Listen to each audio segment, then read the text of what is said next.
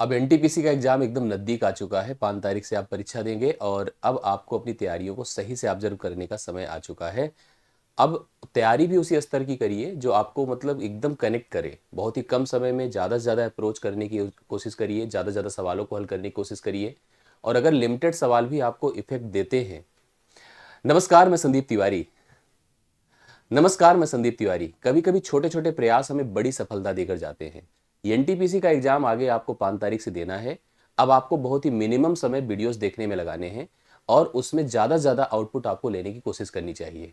मैं यहाँ पर आज केवल 10 सवाल करा रहा हूँ और ऐसे ही मैं 10-10 सवालों का एक कंप्लीट सेट आपको प्रोवाइड कर दूंगा, जिसमें से काफ़ी कुछ आपकी परीक्षा में मैच करेगा, आपको देखने को मिलेगा एग्जाम हॉल में। तो आप इन 10 सवालों को मेरे साथ बहुत ही कम समय में सॉल्व कर लीजिए। ये 10 सवालों में से मैं आपको श्योर करता हूं कि 1 से 2 सवाल या उनका पैटर्न आपको एग्जाम में जरूर देखने को मिलेगा। आइए उन सवालों की तरफ चलते हैं। वीडियो की एक बार सभी लोग को लाइक करना है और शेयर करना है। डिस्क्रिप्शन में टेलीग्राम ग्रुप दिया गया है, उसको भी आपको ज्वाइन कर लेना है, जिससे कि मैं इसका पीडीएफ भी आपको टेलीग्राम ग्रुप में अवेलेबल करा सकूं। आइए शुरुआत करते हैं। सवाल नंबर 1 आपके सामने देखिए क्या आएगा कि एक नंबर आपके सामने है। देखिए आप लोग को एकदम क्लियर हो जाएगा कि 987x54 एक संख्या के लिए दिए गए विकल्पों में अनुपस्थित अंक यक्स चुने, मतलब जो अवेलेबल नहीं है यक्स उसको हमें फाइंड करना है। डिविजिबिलिटी का सवाल है ताकि जो संख्या है 6 से पूर्ण विभाजित हो सके। कोई संख्या 6 से तभी पूर्णता विभाजित होती है जब वह 2 से विभाजित होती है और 3 से विभाजित होती है। 2 से विभाजित होने के लिए संख्या के एंड में 0 होता है, 2 होता है, 4 होता है, 6 होता है, 8 होता है, तभी वह संख्या 2 से कटती है। 3 से अगर हमें किसी संख्या की डिविजिबिलिटी की पहचान करनी है तो संख्या के सभी अंकों का योग हमेशा 3 से विभाज्य होना चाहिए। अब इस नंबर का लास्ट डिजिट 4 है, इसका मतलब है संख्या 2 से कटेगी। बात आई 3 से कटने की, तो हम 3 से कटने के लिए क्या करेंगे, डिविजिबिलिटी के आधार पर हम सभी अंकों को जोड़ेंगे। ना जोड़िए, डिजिट के हिसाब से चलिए तो 5 4 मिलकर 9 होता है, 8 7 15 होता है और 9 होता है। तो ये भी आपका कटता ही कटता है, सबके सब डिजिट 3 से कट जाते हैं। अब बात आती है यहाँ पर सबसे मतलब जो रखने की बात कर रहे हैं, अंक को पॉइंट करने की बात कर रहे हैं, तो निश्चित तौर पर अगर हम 0 भी पुट कर देते तो भी संख्या 3 से कट जाती, क्योंकि बाकी देखिए 5 4 9, 8 7 15 3 से कटता ही कटता है, 9 9 3 से कटता ही कटता है। तो 0 हो गया, 3 हो गया, 6 हो गया, 9 हो गया। इनमें से किसी भी अंक को रख देने से यह संख्या 3 से कटेगी और 2 से ऑलरेडी कट रही क्योंकि एंड में 4 है, तो इसका मतलब इन्हीं में से किसी एक को विकल्प मानना पड़ेगा जो ऑप्शंस का अवेलेबल है, जिसमें हम लोग देख रहे हैं 3 आपके लिए करेक्ट आंसर बनकर आएगा। अगर हमसे कहता कि सबसे मिनिमम वैल्यू, तो सबसे मिनिमम वैल्यू अगर ऑप्शन में 0 होती तो हम 0 लगाते। 3 6 9 भी अगर उस समय लिखा होता तो हम तब भी 0 को सेलेक्ट करते, क्योंकि 0 को पुट कर देने से यहाँ पर संख्या में 3 की डिविजिबिलिटी बनी रहेगी और 2 की डिविजिबिलिटी ऑलरेडी हमने लास्ट डिजिट से पहचान लिया है। इसका आंसर आपको कितना मिलेगा, 3, जो ऑप्शन नंबर सी में आपके सामने है। नेक्स्ट क्वेश्चन पर चलता हूं आपको लेकर के। क्वेश्चन पढ़िएगा ध्यान से क्या लिखा हुआ है। किसी विद्यालय में लड़कों और लड़कियों की संख्या का अनुपात 5:7 है, मतलब अगर हम बॉयज एंड गर्ल्स का रेशियो देख रहे हैं तो 5:7 है। निश्चित तौर पर लड़के कम है और लड़कियां ज्यादा है। सत्र के दौरान 8 लड़कों का दाखिला हो गया, 8 लड़के बढ़ गए। यहाँ पर लड़कों की संख्या में 8 का इंक्रीज हुआ, संख्या में ध्यान रखिएगा यह अनुपात है। और उसके बाद फिर देखिए क्या होता है, लड़कियों और लड़कों की संख्या का अनुपात 1:1 हो गया। लड़कों में इंक्रीज हुआ है, लड़कियों में इंक्रीज नहीं हुआ है। ये मिक्सचर के सवाल में भी ऐसे ही बनता है कि दूध पानी का अनुपात था, दूध का भाग बढ़ा दे, रेशियो इतना हो जाए, कितना बढ़ा दे, कितना हो जाए, इस तरह का सवाल आपको वहां भी फेस करने को मिलता है। प्रारंभ में लड़कों और लड़कियों की संख्या के बीच कितना अंतर था ये हमको बताना है, और अंतर को हम ऑप्शन से भी जस्टिफाई कर सकते थे, लेकिन इसका प्रोसेस देखिए, अगर हमें एकदम ट्रेडिशनल सोचना है तो बॉयज लड़के हम माने 5x थे, गर्ल्स लड़कियां 7x थी। लड़कों में 5 का 8 का इंक्रीज करिए, लड़कियों को एज इट इज रहने दीजिए और यह अनुपात 1:1 होता। 5x प्लस 8 बराबर आपको 7x मिलता, और यहां से अगर हम इसको 2x कर देते इधर ले जाकर के तो 8 हो जाता। 2 चौके 8 अर्थात x बराबर 4 हो जाता। x का मान यहाँ पर 4 हो जाता और हमसे कहा था लड़के और लड़कियों की संख्या में अंतर बता दीजिए। तो 5x और 7x इनकी वैल्यू है, तो 5 चौके 20 है और 5 सते 35 है। आप देख पा रहे हैं यहाँ पर अगर हम लोग सॉरी 4 है ना, तो 4 सते कितना है भाई, 28 है। 20 और 28 के बीच अंतर 8 का है, तो 8 इस सवाल के लिए राइट सोल्यूशन होता है। ट्रेडिशनल प्रोसेस था, बट आपको देखिए मैं जैसे कराता हूँ वैसे ट्राई करिए। 8 इस सवाल का बी ऑप्शन राइट सोल्यूशन बन रहा है, बट मैं जो बता रहा हूँ सुनिएगा। लड़कों में इंक्रीज हो रहा है, लड़कियों की संख्या को सेम रखना हमारी जिम्मेदारी है। सेम नहीं है तो सेम बनाइए। अगर ऊपर 7 है नीचे 1 है तो हम लोग इसका उत्तर कंफर्म कर सकते हैं। और कैसे कर सकते हैं समझिएगा। सेम करने के लिए आपको इसको 7 से मल्टीप्लाई करना होगा। 7 से करेंगे यह भी 7 होगा, यह भी 7 होगा, ये दोनों तो इक्वल हो गए, ठीक है। और हमारी जिम्मेदारी भी यही इक्वल करने की थी। अब चेक करो कितना इसमें बढ़ रहा है, 2 बढ़ रहा है। 2 की तुलना किससे कर दो, 8 से कर दो। 2 बराबर आप 8 करो, 1 बराबर आप 4 करो, ठीक है। अंतर की बात करो 5 और 7, अंतर यहां पर हमारे पास देखिए कितने का आ रहा है, 2 का आ रहा है। 2 बराबर 8 कर दो। यही लड़के और लड़कियों की संख्या का अंतर होगा। ऑप्शन नंबर 20 ऑप्शन इस सवाल का राइट सोल्यूशन होगा। भाई अब नेक्स्ट क्वेश्चन पर हम लोग बढ़ते हैं। तीसरा सवाल देखिए आपके सामने, के भी शानदार सवाल है। एक व्यापारी 35% लाभ पर आटा बेचने का दावा करता है। कहता है कि हम 35% के लाभ पर आटा बेचते हैं, करेक्ट है। लेकिन बेईमानी करता है। वह एक ऐसे वजन का उपयोग करता है जो उस पर उल्लिखित वजन से 16% कम है। ऐसे बड़े चीटर लोग होते हैं, इन्हीं को बेईमान कहा जाता है। दुकानदार वो बेईमान नहीं होता जो लाभ कमाता है, लाभ कमाने के लिए ही व्यापार करता है। लेकिन दुकानदार वह जो मिलावट करता है, वजन कम तोलता है और खराब सामान बेचता है, सड़ा गला सामान बेचता है, वही बेईमान होता है। और ऐसे ही बात है। मतलब ये दुकानदार बड़ा होशियार है। ये तो पहले ग्राहक को मतलब एक तरह से बस में अपने कर रहा है और ग्राहक से कह रहा है भैया मैं 35% का लाभ लूंगा, इससे कम पे सामान नहीं बेचूंगा। चलो ग्राहक तैयार भी हो गया। ग्राहक ने कहा भाई कोई बात नहीं, तुम्हारा सामान अगर 100 रुपए का है तो हम तुम्हें 135 रुपए देने को तैयार हैं। ये ग्राहक देने को तैयार था 135, क्योंकि उसने 35% के लाभ पर बेचने का दावा किया था।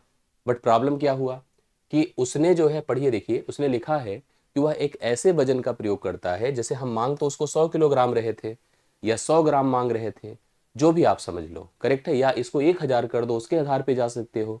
मतलब हम जितना सामान मांग रहे थे वही उतना उसका रेट भी मान लो कि 100 ग्राम अगर सामान है तो 100 ही ग्राम रेट है, 100 ही रुपए रेट है। उसने कहा कि 1 ग्राम का मैं 1 रुपए लेता हूँ, 100 ग्राम का मैं आपसे 135 रुपए लूंगा। क्यों? क्योंकि मुझे 35% का फायदा चाहिए। मैं तैयार हो गया देने को। लेकिन उसने कहा, बाद में पता चला, मुझे किसी ने बताया कि सर उसने आपको सामान ही कम दिया है, 16%। 16% मतलब 84 सामान दिया है, 84 ग्राम दिया है। 84 रुपए वाला सामान 100 रुपए बताकर 135 में बेच रहा है। फायदा उसका यहीं से हो रहा है। कितने का हो रहा है देखिएगा। 5 3 8 1 9 3 से कटेगा यहाँ पर, 3 दूना 6, 3 अठे 24, 28 जाएगा। 3 चौके 12, 3 पचे 15, 45 हो जाएगा।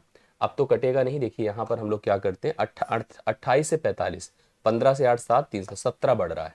17 बढ़ रहा है 28 में, तो लिखूंगा 17 गुणे 100 बटे में क्या लिख दूं बताइए, 28। 4 सते 28, 4 25 बार 100 होता है, ठीक है। 25 सत्ते 175 की 5 हासिल 17, 25 एक के 25, 25 17 क्या होता है 42, बटे कितना कर दो 7, 7 छंगे 42, 60 दशमलव समथिंग होगा। अब 60 में भी आपको देखिए 2 ऑप्शन दिए हैं, इसलिए बहुत ही होशियारी से इसका उत्तर देना होगा। मैंने 475 को मैंने कहा प्रॉपर इसको भाग करिए, किससे बता है, 7 से।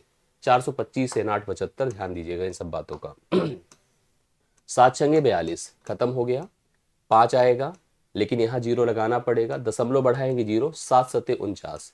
अब अगर आपको वैल्यू दशमलव के बाद 5 या 5 से बड़ी दिखी तो उसके पहले आपको 1 बढ़ाना पड़ेगा, क्योंकि उसने लगभग बोला है। तो 60 अगर आप लगाओगे तो गलत हो जाएगा। 60 आपको 61 लेना पड़ेगा इस प्रश्न के लिए सही उत्तर। तो सी ऑप्शन राइट सोल्यूशन है। 61% इस प्रश्न का करेक्ट आंसर होगा। आप लोग तीसरे सवाल का राइट सोल्यूशन नोट कर सकते हैं। चौथे सवाल पर आ जाइए। एक मूलधन जब प्रतिवर्ष 20% साधारण ब्याज पर निवेश किया जाता है तो 3 वर्षों के बाद उसका मिश्र धन 2160 हो जाता है। एक वर्ष में समान दर पर समान मूलधन पर साधारण ब्याज क्या होगा, समझने की कोशिश करिएगा। एक मूलधन जब 20% साधारण ब्याज पर निवेश किया जाता है तो 3 वर्षों में उसका मिश्र धन, पहले तो आप ऐसे समझो ये प्रिंसिपल था, यह प्रिंसिपल निवेश किया गया अमाउंट बन गया। और कितने साल में, 3 वर्ष में। 3 वर्ष में कह रहा है कि वह पैसा 2160 हुआ है। 2160 होने का मतलब अमाउंट हुआ है। आपको ये समझना है कि हमारा प्रिंसिपल क्या था, अगर इसको हमें पता करना है, क्योंकि साधारण ब्याज हर साल समान बढ़ता है। तो मैंने देखा कि 20% था, 20% को हम 1/5 कहते हैं, लेकिन दर 3 साल का समय हम 3/5 कह सकते हैं। तो 3/5 में ध्यान रखिएगा 3 साधारण ब्याज होगा, 5 प्रिंसिपल होगा और 8 आपका अमाउंट होगा। तो मैंने कहा यह मान 8 के बराबर कंपेयर कर दो, 8 के बराबर कंपेयर कर दो। तो 5 का मान जो होगा वही प्रिंसिपल होगा। 8 से काटिए इसको, 8 दूना 16 होता है, 16, 8 सत्ते 56, 270 हो गया, 5 से गुणा करिए शून्य, 5 सत्ते 35 की 5 हासिल 3, 5 दूना 10, 3 13, 1350 इसका प्रिंसिपल था, 1350। अब हमसे कह रहा है एक वर्ष में समान दर पर वही दर रहेगी और आपको क्या निकालना है, साधारण मूलधन पर साधारण ब्याज। मैं एक चीज आपको बता दूं, जो 1 साल का साधारण ब्याज होता है वही चक्रवृद्धि ब्याज होता है। हालांकि इसने चक्रवृद्धि ब्याज पूछा ही नहीं था, हमसे प्रिंसिपल भी नहीं पूछा था। अब आप खुद सोच लो कि अगर हम 8 से जब इसको, जैसे मैंने आपको क्या बताया कि हमको 3 वर्ष में जो ब्याज मिला है वो कितने का मिला है, भाई ब्याज नहीं, हम अमाउंट की बात करते हैं। हम ऐसे भी देख कर बता सकते हैं, जो हमको ये ब्याज मिला है, भाई 8 का मान आपने कितना लिखा, 2160 लिखा, तो आपको 1 का मान बताना चाहिए, 8 दूना 16 होता, 8 सत्ते 56। आपको 1 का मान जो मिला है, यहीं से हम डायरेक्टली सोच सकते हैं कि यही अपना ब्याज है 1 साल का, क्योंकि अगर 3 साल का ब्याज 27 त्रिक 81 810 है, तो 1 साल का निकालने के लिए 3 से भाग तो ही करना होता ना। तो सी ऑप्शन इसके लिए राइट सोल्यूशन है, 1 साल का। अच्छा, यही थोड़ा सा कंफ्यूज करना चाहे तो और कर सकता है कि 1 वर्ष का चक्रवृद्धि ब्याज क्या है। दरअसल 1 साल का जो चक्रवृद्धि ब्याज होता है वही साधारण ब्याज होता है। तो इस हिसाब से सी ऑप्शन इसके लिए राइट सोल्यूशन बन जाएगा। आप सभी लोग नोट करिएगा, चौथा सवाल आपका डन होता है। किसी चुनाव में एक उम्मीदवार को 62% वोट मिला, 62%, और वह 35,640 वोटों से चुनाव जीत गया। चुनाव में कुल वोटों की संख्या क्या थी जब कोई भी वोट अमान्य नहीं रहा, मतलब जो सभी मतदाता थे सभी ने मतदान किया था। 62% मत पड़ा था, ठीक है, 62% पड़ा था, 38%, सॉरी 62% मत प्राप्त हुआ चुनाव में एक उम्मीदवार को, तो दूसरे को कितना मिला बताइए, 38% मत मिला। अब हमसे सवाल कह रहा है कि चुनाव में कुल वोटों की संख्या हमको बतानी है। यह चुनाव जीता है और बताइए कितने परसेंट मतों से जीता है, इन दोनों का डिफरेंस देख लीजिएगा। 12 से 8 4 होता है, 5 से 3 2 होता है, 24% मतों से जीता है। 24% का मान बताइए कितना है, 35,640 है। आपको कुल मतदाता बताने हैं, 100% का मान बताना है। आइए ट्राई करते हैं। देखिए 12 से हम परसेंट परसेंट से खत्म करिए, 12 दूना 24, 12 दूना 24, 24 और 11 35 होता है, 116, 12 नवा 108 होता है, 108, 12 सत्ते 84 जीरो हो गया। 2 से और काट के देखिएगा, 2 से 2 1 के 2, 2 चौके 8, 2 अट्ठे 16, 2 पंचे 10, 100 से गुणा करिए, 1485 के बाद डबल जीरो आ जाएगा। तो आपका डी ऑप्शन राइट सोल्यूशन होगा। इतने तो मतदाता थे कुल। चुनाव की इस तरह के सवालों का आप सोल्यूशन ऐसे जैसे मैंने बताया इस प्रकार से प्लान कर सकते हैं। आगे देखिएगा, महेश को किसी कार्य को अकेले पूरा करने में 18 दिन लगता है। अगर महेश कहता है कि मुझे काम दे दो तो मैं इस काम को 18 दिन में पूरा कर सकता हूं, जबकि किशोर कहता है कि मुझे अकेले दे दो तो मैं 36 ही दिन में पूरा कर दूंगा। 6 दिन तक वे साथ काम करते रहे तो पूर्ण कार्य का कितना प्रतिशत कार्य अभी शेष रह गया, जो बचा रह गया। महेश से काम करवाइए तो कहता है 18 दिन में कर दूंगा। अगला पर्सन है यहाँ पर किशोर, किशोर से काम करवाइए तो 36 दिन में पूरा कर सकते हैं। अब ऐसे में अगर हम टोटल वर्क की बात करें, टोटल वर्क यहाँ पर 36 ही होगा, क्योंकि 18 से और 36 से कटने वाली संख्या 36 हो गई। प्रत्येक की क्षमता, क्षमता मतलब एकांक समय में किया गया कार्य निकालिए, तो 18 दूना 36 2 होता है, 36 एक के 36 1 होता है। महेश और किशोर के द्वारा एक एक दिन में किया गया कार्य 2 और 1 है। सवाल कहता क्या है, दोनों ने मिलकर काम किया, महेश और किशोर ने अगर मिलकर काम करेंगे तो एक दिन में 3 काम, इन लोगों ने 3 गुणे 6 दिन तक काम किया, 18 काम तो कर लिया। 18 काम कर लिया 36 में से, तो आप खुद ही सोच लो कि आधा काम तो हो गया। या कभी ऐसे सवाल आए ना तो ऐसे बनाया करिए, 18 किया है 36 में से, 18 के 18, 18 दूना 36, मतलब आधा किया है, और आधा मतलब आधा ही बचा है। आधा मतलब 50% होता है, 100 से गुणा करिए, 50% कार्य भी बचा हुआ है, जो ऑप्शन नंबर ए में आपको दिया है करेक्ट है। इस तरह से सवाल आपको फेस करने को मिल जाता है। जरूर आप लोग ऐसे पैटर्न को तैयार करिए। ये सवाल देखिए विस्तारित रूप ऐसा पूछता है, ये एल्जेब्रिक पार्ट है, आपको इसका एक्सपेंशन पता होना चाहिए। प्रसार, प्रसार के लिए मैं देखो नीचे लिख रहा हूं, a plus B plus C का होल स्क्वायर होता है a square plus B square plus C square plus twice A B plus B C plus C A, यही होता है ना, इसको फॉलो करिए। इसी तरह से इसका भी है सेंस, देखिए क्या होगा, 9 9 81 ए स्क्वायर प्लस 6 चाह के 36 बी स्क्वायर प्लस 4 चौके 16 C square plus twice A B, A B मतलब 9 छंगे 54, 54 ए बी होगा, प्लस क्या होगा 6 चौके 24, 24 बी सी होगा, प्लस 4 9 36, 36 ए सी होगा, करेक्ट है। और आप क्या कर दो, देखिए अब इसको अगर ओपन करना है, हाँ ओपन करना है, एक ए वाला पार्ट तो आपका दिख ही रहा है, बस इसी नीचे वाले पार्ट को थोड़ा और ओपन करिए। 108 ए बी प्लस 24 दूना 48 बी सी प्लस 36 दूना 72 ए सी, करेक्ट है। तो यहाँ पर आपका 81 ए स्क्वायर है, 36 बी स्क्वायर है, 16 सी स्क्वायर है, 108 ए बी है, 48 बी सी है और 72 आपका क्या है, ए सी है। 81 36 16 सही, 108 ए बी, 48 बी सी और 72 ए सी ऑप्शन नंबर भी। बहुत ध्यान से देखना है, इधर उधर में कंफ्यूज हो जाते हैं लोग, सामने सब रहता है लेकिन फिर भी उत्तर गलत हो जाता है। तो ऐसी स्थिति हमारे सामने ना आए, ऐसा ही हम लोग को प्लान करना है। नेक्स्ट क्वेश्चन देखिए, डायग्राम वाले सवाल होते हैं, बहुत ही सिंपल और इजी होते हैं लेकिन आते जरूर हैं।